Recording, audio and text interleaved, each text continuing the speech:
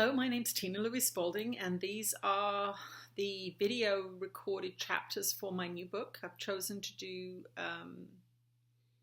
videos rather than just voice recordings so that you can see some of the transformations that the beings that I'm channeling cause in my body-mind. So I'm not sure what this chapter is going to be about or who is going to teach. So I will, this is actually video number 3, chapter number 3, I think. So yeah, I'll see you at the end of this chapter.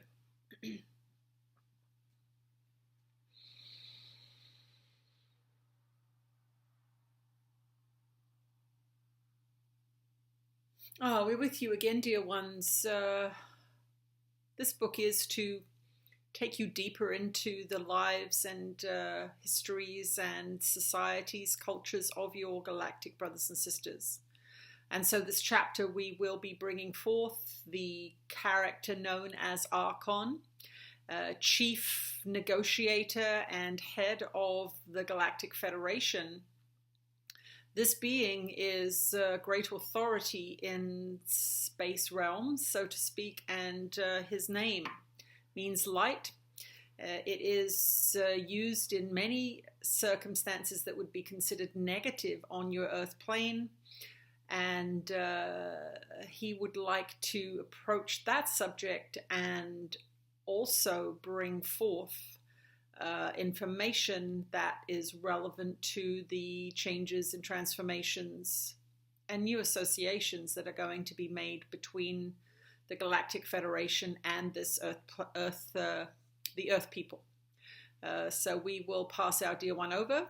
She is like a microphone, as we have said many times. And we will speak to you again at the beginning of the next chapter.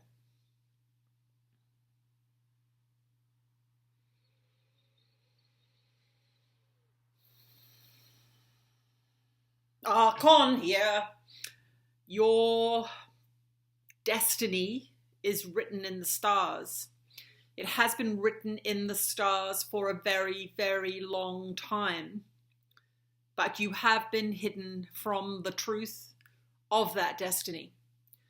The many ships that are coming to Earth at this time and have been coming here for a very long time in various numbers, in various configurations, with various cultures occupying them. This new armada is, some of them are here, some of them are approaching, some of them are waiting for the call to come in. So there are leading edge aspects of the Federation communicating with the Earth beings that are open to it, that are evolved enough to deal with the expansion of their minds and energy systems. There are other groups that are working in less tangible forms, but still very, very important forms, working with humanity in their dream time to begin to introduce these ideas, beliefs, consequences. What are the consequences of your blindness? Well, the consequences of your blindness are fear. When you are kept in ignorance, when you are deceived, when information is kept from you with the intent and purpose of imprisoning you, then there must be a reallocation of that knowledge. So in the dream state, what is happening is that you are being upgraded to where you would normally be had you not been imprisoned in the thoughtless states in which you have become enmeshed. The variety and depth with which you have, the variety of methods and the depths to which you have been taken cause difficulties in the rehabilitation process. because you have been so well trained in the belief in fear and the belief in negative extraterrestrial beings, it becomes very challenging for us to access you. This being here, allowing us to speak through her, offers you an opportunity to, in fact, acclimatize yourselves to our voices. Because of the indoctrination and limiting culture that you have grown up in and have matured in, to hear a voice in your own head means you're mad. To feel a presence in your room means evil is afoot. To have accelerated energies coursing through your bodies means there's some sickness transpiring. Neural pathways are being misfired. You understand this is all facets of the teaching that has limited you and that has kept you small. Every access point that we have is closed off. This is why channeling through a human such as this is so beneficial, because you can see that she is harmless. You can see that she is a human. You can see that she has an ordinary personality when we are not infiltrating her body-mind system. And this allows the information that we are bringing forth to be received in your consciousness, because you know that there must be some truth to this. This being has presented herself for many years, bringing forth loving information, and you have come to see that that loving information works and is truthful and is adaptive and adaptable to your lives, and is bringing you some new experience of elevated frequency. So as you have come to know her, you have come to trust in her ability to transmit positive vibrations, positive teachings, and to facilitate communications between realms other than yours and you. So this conversation continues. From our point of view, the greatest gift you can give yourself and your planet is to begin to open up your mind to the idea that there are highly evolved extraterrestrial beings who have your thriving as their purpose. You have only to look at your society to see that you are ruled by a playbook that is killing you, killing your planet, killing your societies, killing the health of your food systems and your children. And you must use your logical mind to step out of your comfort zone and allow into your mind the true understanding that the beings in charge of your planet right now are not looking after it or you very well. They will spend trillions of dollars on war, but they will not feed the hungry. They will spend trillions of dollars on spying on you, but they will not lend a helping hand to those devastated by natural disaster. They will cause a war in a country to gain control of the finances of said country, all in an effort to filter up out of your planet, out of your society, the tremendous wealth and abundance that should be yours by right. This is what we want you to logically come to comprehend, that you do not need to fear us. You need to fear staying on the path on which you have chosen to walk.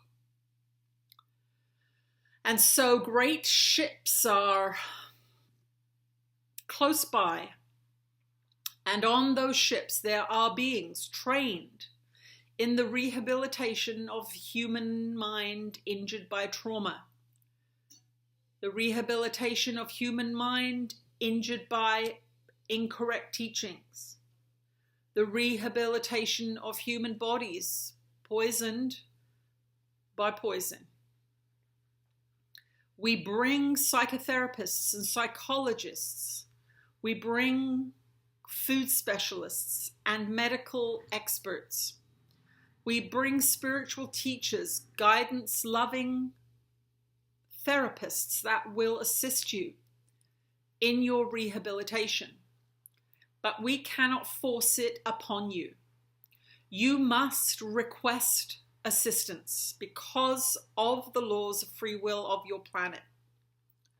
And so this is the beginning chapter of revealing to you some of the details of our lives so that you may begin to view us as not just extraterrestrials, aliens, different than you, so that you may begin to view us as your galactic brothers and sisters who have been sent on a rescue mission to assist you out of the dark enmeshment that has crept around your planet completely and absolutely.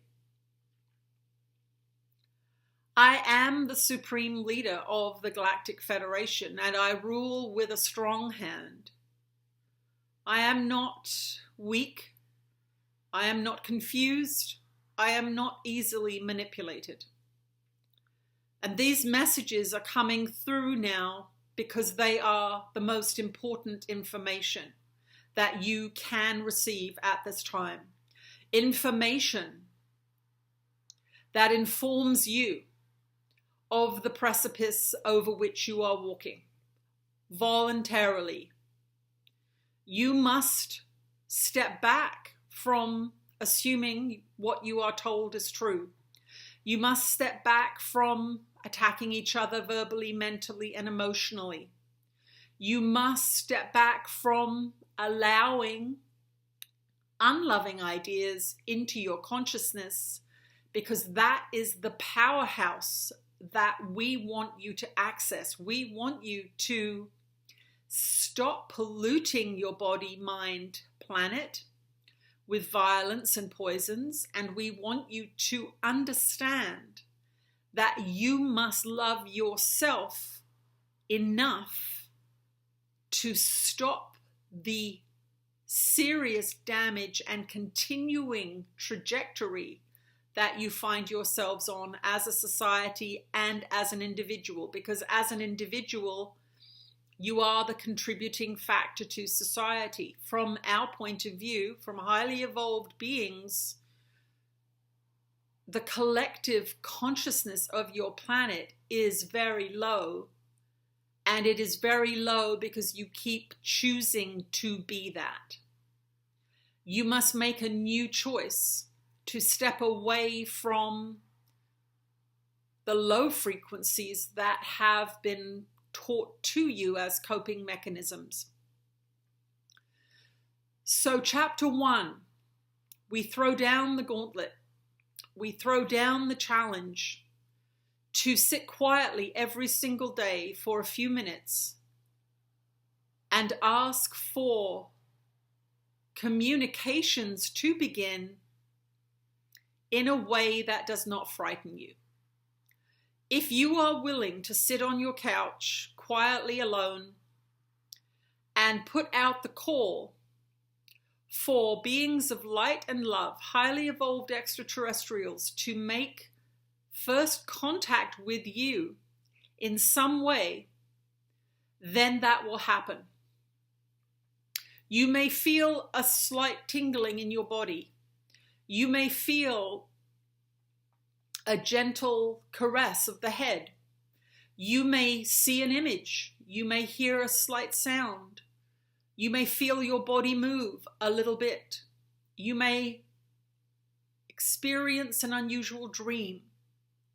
It can come in many forms, and the communication will come in the form that is least frightening for you.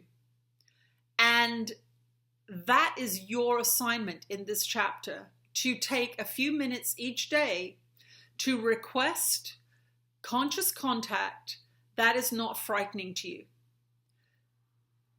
In making that request, you open a door for us to begin the great and inevitable process of assisting you and your planet. We will not impose ourselves upon you, and we cannot arrive in a way that is not called for. If all of you that listen to this and read this book make that direct expression, that will begin to turn the tide, and it will begin to give us openings into the conscious minds of those beings of higher elevation on your planet.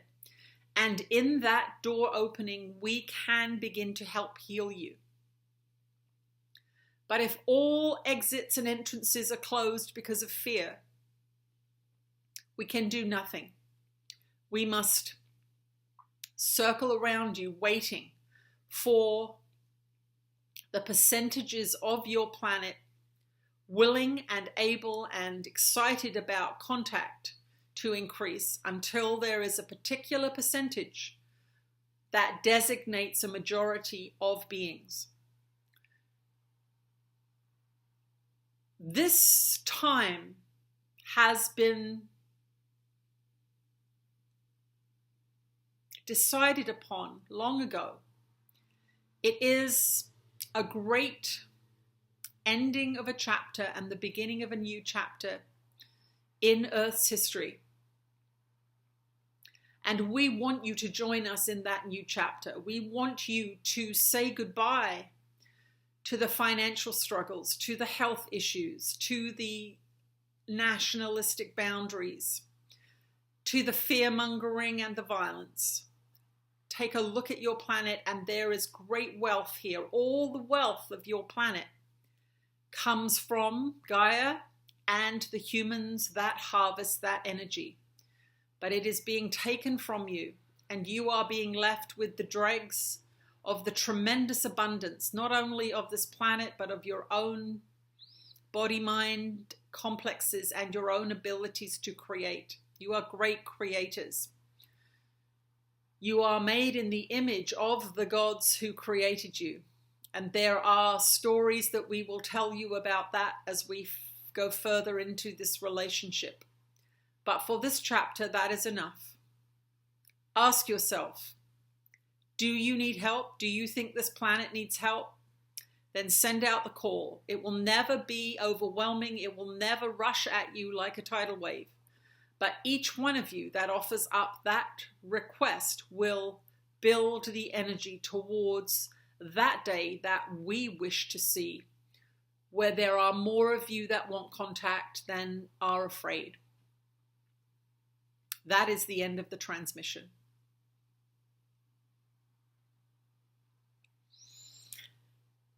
And that's the end of this chapter.